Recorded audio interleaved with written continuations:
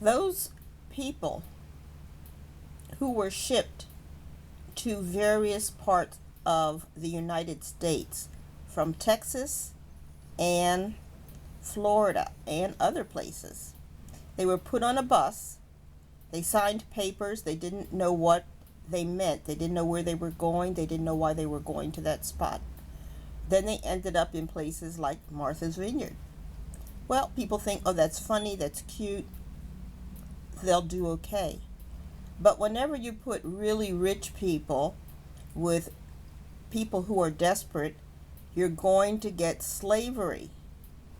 People in Martha's Vineyard are going to eventually see that these are workers who really need work, and many of them will work for basically no money.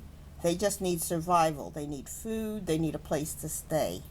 And a lot of people will get people into contracts or other things and have them working for little to no money.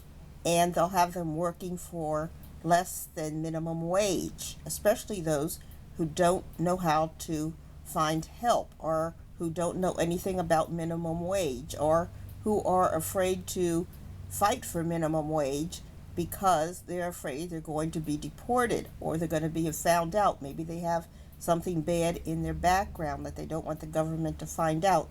And they have kids. They want their kids in school. And a lot of people will say, well, at least I'm making something. I'm in the United States. My kid's in school. And they'll probably graduate and go out to a fantastic job and become a very wealthy person. So they're willing to stay in these jobs. Women have the other problem. They're going to go to these places, and if they're not exploited for their work, they're going to be exploited for sex. The work exploitation will be in house cleaning. They'll get house cleaning jobs. We've even seen people who were in Congress who had hired families to live in their house. So they'll have a beautiful house and they'll say, okay, you can live here. And they'll give them a room like in some corner of the house or in the basement or something. And they'll live there. And so they feel secure in that they're in a nice place, but they never get out because they're given 24 hours worth of work. They're on call. So they'll take care of the kids all through the night. They'll clean the house during the morning. Dad may do gardening all morning. They'll do this, they'll do that. And meanwhile, the people who are rich will go out, do their regular job, but they won't follow the labor laws and help these people who often don't have social security numbers. They aren't even recognized as living in the United States by the government. They have no way of claiming that they're legal in the United States. And so their fear is if they fight this very rich person, they're going to be deported and they're going to lose an opportunity to stay in the United States.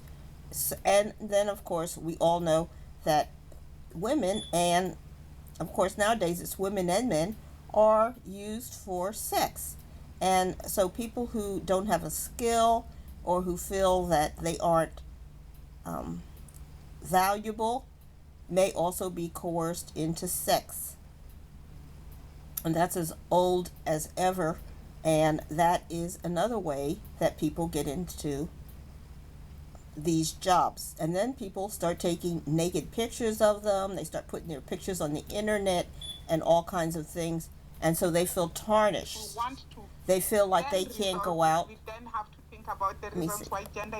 They feel that they can't go out and present themselves in a good way because they have all this stuff about them on the internet, or pornographic pictures, or they might have been doing videos and they have video pictures of them doing things, and the people feel they're stuck.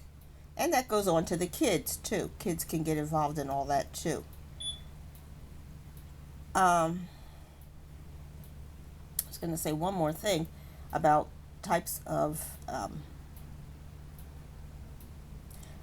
so the other thing that goes on is a lot of rich people don't use regular services. Now we see people like the Kardashians. They are flying around on private planes. So they can take a person from one place to another using a private plane, never having to get ID, never having anyone know that that person got on the plane or was moved around from one place to another. And it makes the person even more vulnerable because they can't even describe where they are. They don't know what city they're in. They may not know anything about their location once they start getting moved around on private planes. And the other thing I was going to say is that these people get used for scamming people. So they are told that they can do a job, but the job that they're going to be made to do is to scam other people. And if they speak a foreign language, they can get people to scam people in their own country because they know how to speak the language, they know how to get the confidence of the person. So especially during COVID, when people are locked in with seniors and so forth, a lot of people are being called on the phone or contacted via the internet or maybe even by mail. And the people that are doing this aren't regular people. They're people who have been forced to do this kind of stuff. And maybe the person even has a partial criminal background or the desire, doesn't mind doing this kind of stuff.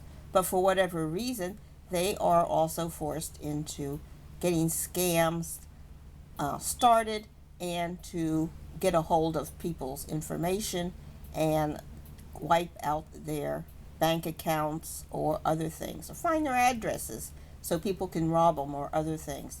So there are many, many ways that slavery is going to hurt us, and putting these people around the United States helps somebody, but who's it helping?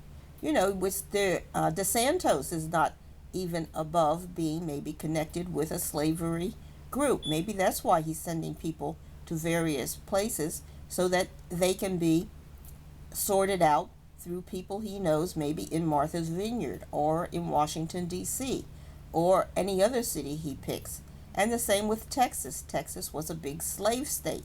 So they might have connections with people who are needing free workers or people who can be captured in some way and abused. So why are these governors really doing it? It's not necessary. It certainly isn't for the sake of the people that they are sending around the country, but it might be corrupt under organizations that these governors are affiliated with. So this is a big issue. It's going to get bigger, and if we continue to allow these people who were elected into offices, and they don't necessarily have good backgrounds, we don't know anything about these people, and they should not be allowed to ship people anywhere they want because they more than likely are themselves corrupt. The drug trade, of course, is another thing that gets increased by having people wandering around in a place like Martha's Vineyard, Washington, D.C.,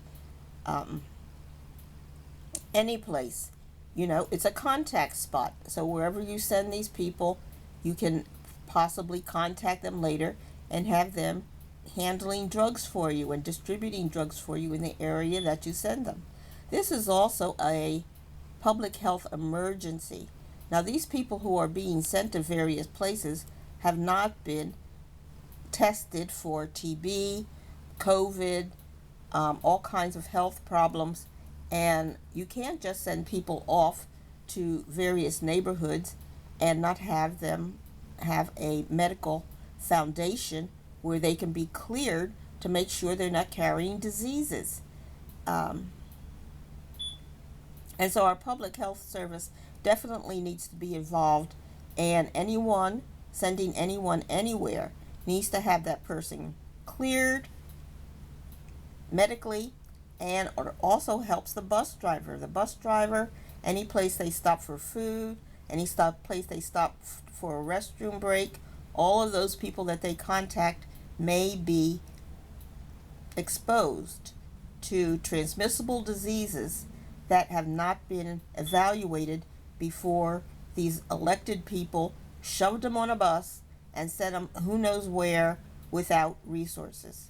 So, anyway, what do you think? Like and subscribe. Bye.